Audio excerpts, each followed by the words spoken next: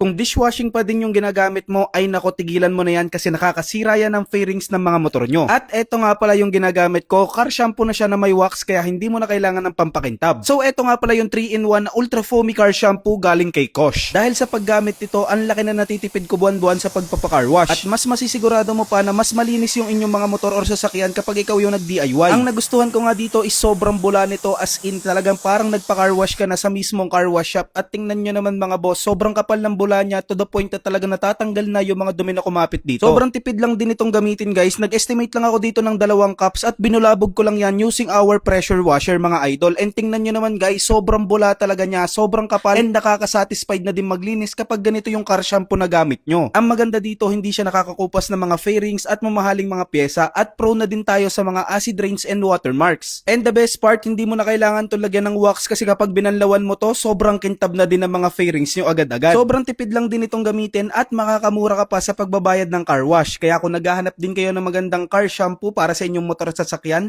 ilalagay ko na lang yung link nito dito sa ating basket at dyan kayo pwede mag-check out.